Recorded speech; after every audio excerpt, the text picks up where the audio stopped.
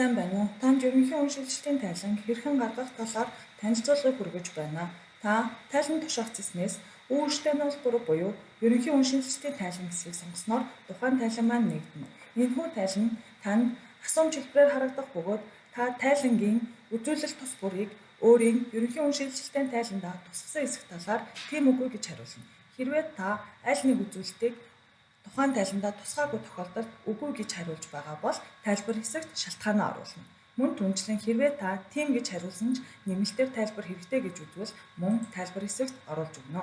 Ийхүү та тухайн тайлангийн үзүүлэлт тус бүрийг хариулсны дараагаар хадгалах товч буюу цэнхэр товчийг дарна. Ингэснээр та файл хасрах боломжтой. Файл хасрах хэсэгт та өөрийнхөө ерөнхий уншилтын файлыг хасаргаж оруулна. Ерөнхий уншилтын файл маань PDF, Doc, Excel аль ч файлыг нэмэлтээр оруулж болно. Одоо танд ерөнхий уншилтын тайлангийн заахуурыг танилцуулъя. Энэхүү тайланд орсон мэдээлэл нь зааварт зориулан бэлтгэгдсэн жишээ бөгөөд аль нэг компани бодит мэдээллийг агуулаагүй. Мөн тайлангийн хэлбэрийг заавал дагаж шаардахгүй бөгөөд маягтын дагуу мэдээллийг тайландаа тусгах нь чухал шүү. Манай тохиолдолд Global Mining Company Limited нь Швейцарь улсад байдаг ерөнхий уншилтын тайлан 2020 онд хийсэн байна. Тайланд товчлол ба тайлбар хэсэгт хэрвээ та тайландаа товчлол оруулж хэрэглэж байгаа бол тухайн товчлолын тайлбарыг хойно оруулж өгнө. Мөн түнчлэн тайлангийн зорилго болон хамрах хүрээний талаар бичгнэ. Үүнд ямар нөхцлөөр юу гүйцэтгэл болгож оруулсан талаараа товч дурдж өгнө. Үүний дараагаар баримтжуулалтын арга зүй буюу энэхүү тайлангаа ямар шинжилгээг ямар алхмаар хийсэн талаар мэдээлэл агуулж өгнө. Манай тохиолдолд BBBB компани нь тухайн тайланд гаргасан бөгөөд энэхүү тайлангийн шинжилгээний алхмаа дурдж оруулсан байна. Үүний дараагаар хураангуй буюу дүгнэлт хэсэгт ерөнхий дүгнэлтээ бичиж оруулна. Ингэснээр ерөнхий уншилтын тайлангийн агуулгын мэдээлэл буюу тухайн манай тайлангийн мэдээлэл нь ямар их сурвалжаас олж илрүүлсэн бэ гэдгээ бичиж оруулж өгсөн хүснэгтээр харуулагдсан байна. Ингээд манай тайлангийн ерөнхий агуулга нь харагдаж байна. Энэхүү агуулга дээр аль мэдээлэл нь хэдгээр хуудсанд байгааг та харж болох бөгөөд түнчлэн хүснэгт зургийн мэдээллийг мөн харж болно. Нэгдүгээр бүлэг буюу группийн болон групп оролцогчдын хууль зүйн болон өмчлөлийн бүтэц, бизнесийн үйл ажиллагаа, газар зүйн байршил хэсэг нь татврын ерөнхий хуулийн 38.6-гийн 1 болон 38.6-гийн 2 мөн түнчлэн эдийн засаг хамтын ажиллагаа хөгжлийн байгууллагын үн шилжилтийн зөвлөмжийн V1-т тусгагдсан байна. Энд та группийн оролцогчдын мэдээллийг оруулж өгнө. Ингэхдээ та нэр болон улсыг нь тусгасан хүснэгтэй хэлбэрээр байж өгч болох нэ. Хоёрдугаар хэсэг буюу томоохон хувьцаа эзэмшигчдийн нэр, татвар төлөгчийн дугаар, татврын зорилгоор оршиж байгаа байнгын улсын мэдээллийг оруулж өгнө. Энэ хэсэгт та тухайн компани хувьцаа эзэмшигч нь хэн болох, хаана байрладаг, татвар төлөгч нь ямар дугаартай гэсэн мэдээллийг бүгдийг нь оруулж өгөх нэ. 1-3 хэсэг буюу групп болон групп оролцогчдын өмчтийн бүтцийг ерөнхий зураглалаар энэ дээрээс харж болох нь. Харин 1-4 хэсэгт манай компанийн газар зүйн байршлын бүдүүрч зургийг энэ дээрээс харж болох нэ. 2-р бүлэг буюу группийн бизнес үйл ажиллагааны талаарх мэдээлэл. Энэхүү мэдээллийг татврын ерөнхий хуулийн 38.6-гийн 3 эдийн засаг хамтын ажиллагаа хөгжлийн байгууллагын үн шилжилтийн зөвлөмжийн V1-ийн дагуу хийж болох нэ. 2-1 группийн бизнесийн ашгийг бий болгох гол хүчин зүйлсийг тодорхойлох. Ашигын хүчин зүйлсийг бий болгоход олон оролцогч буй группийн оролцогчийг тодорхойлох. Энэ хэсэгтээ танай групп ямар үйл ажиллагаа эрхэлдэг талаар бичнэ. Манай тохиолдолд бол 3 төрлөөр үйл ажиллагаа эрхэлдэг. Үүнд уул уурхай, төмөрлөгийн үйлдвэр, химийн бодисын үйлдвэр ахнэ. Энэхүү 3 төрөлт нь гол оролцогч нь хэн болох вэ? Группийн аль оролцогч нь энэ 3 төрлийн ямар төрөлт нь үйл ажиллагаа явуулдаг талаар энэ хойдлын нэрс хэсэгт нь бүгдөө оруулж өгөх ёстой. За, мөн түнчлэн тухайн бизнесийн төрлийн ерөнхий мэдээллийг мөн тухайн төрөл тус бүрээр нь оруулж өгөх нэ.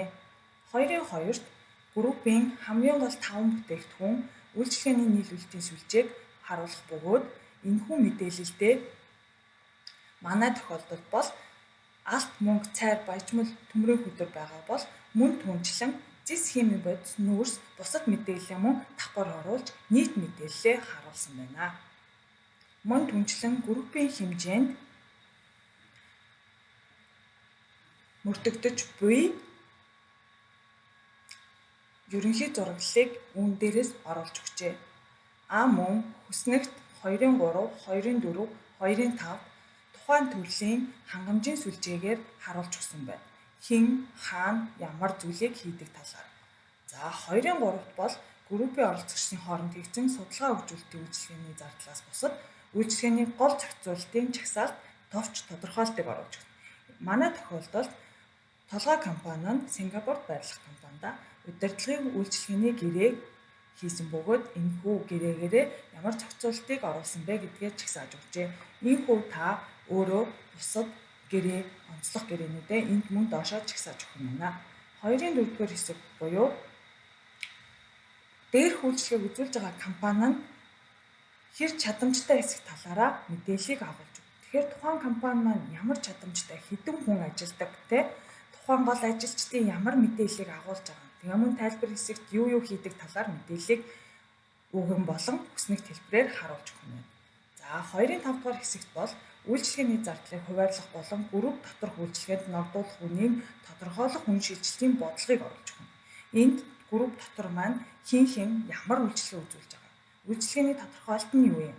Үншилжтийн ямар бодлогыг баримталж байгаа юм бэ гэд хүснэгтэн хэлбэрээр оруулж өгнө. Манай тохиолдолд 9 үйлчилгээний гэрээ байгаа бөгөөд энэхүү мэдээлэлээ үүнд оруулж өгсөн байна.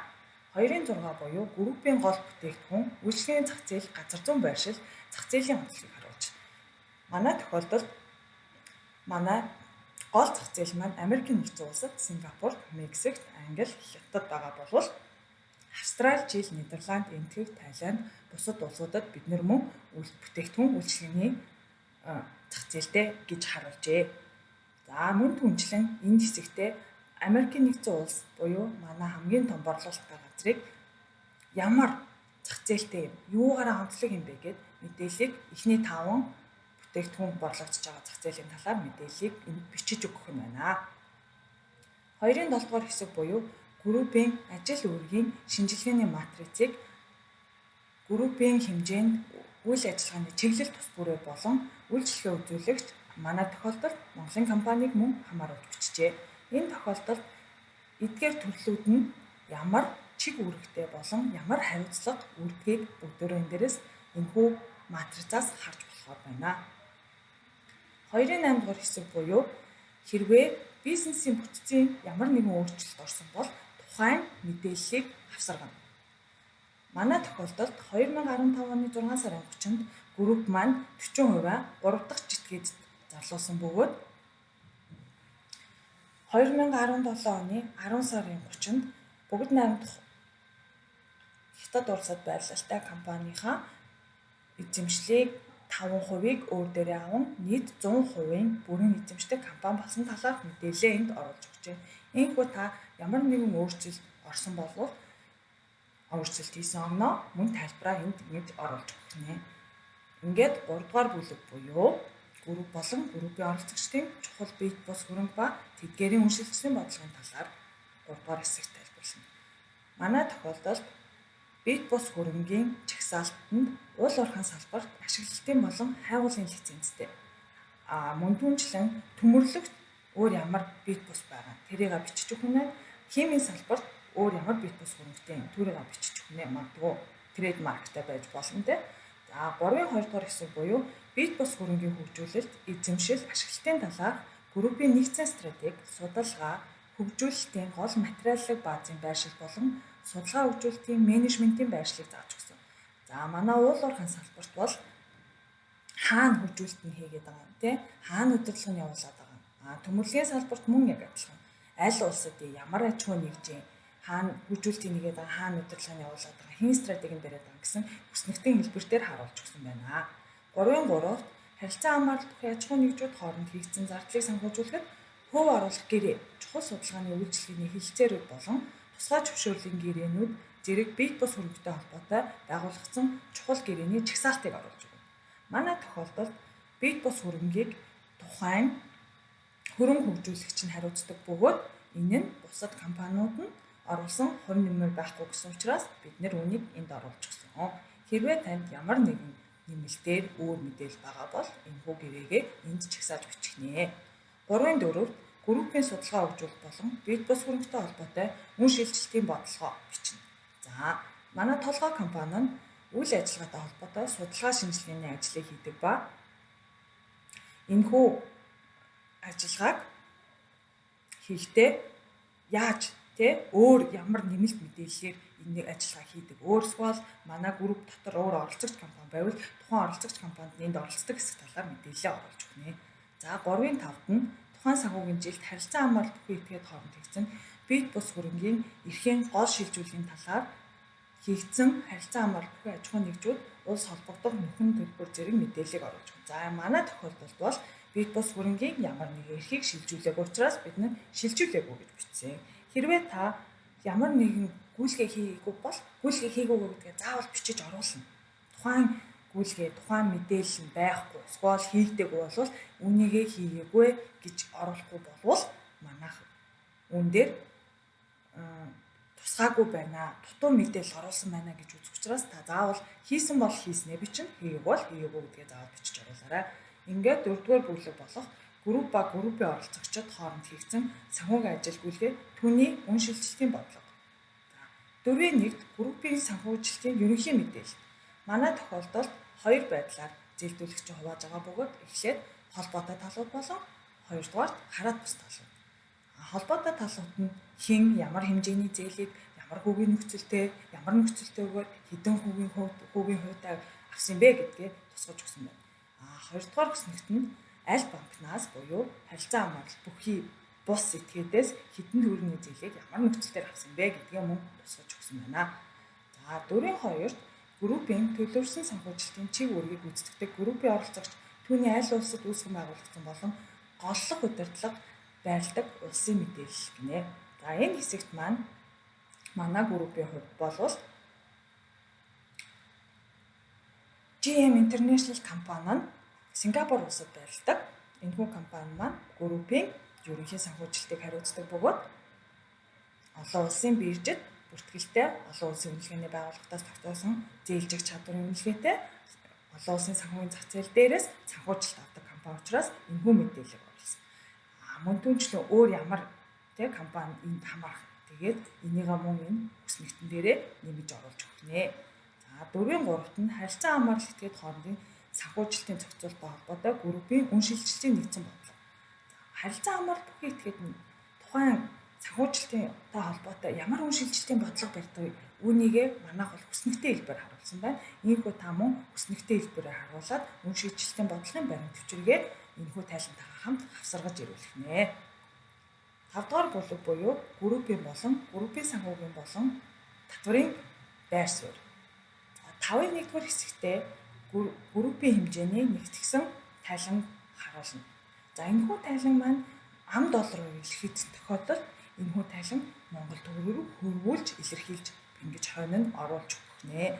5-2-р хэсэгт группийн хэмжээнд мөрдөгдөж буй нэг буюу 2 талд үнийн урьдчилсан гэрээ болон улс орнууд хооронд орлого хуваарлах холбогдох татварын бусад зөвлөмжийн жагсаалт товч тайлбар энэ нь Монгол улсаас гадуур хийгдсэн байж болно гэж. Тэгэхээр манай хувьд бол GMA компани буюу Австралид урьдчилсан үнийн гэрээний хилцээр хийж байгаа бөгөөд одоогийн байдлаар буюу 2020 онд ямар нэгэн татварын зөвлөмж чагсаалт байхгүй гэж бичсэн байна.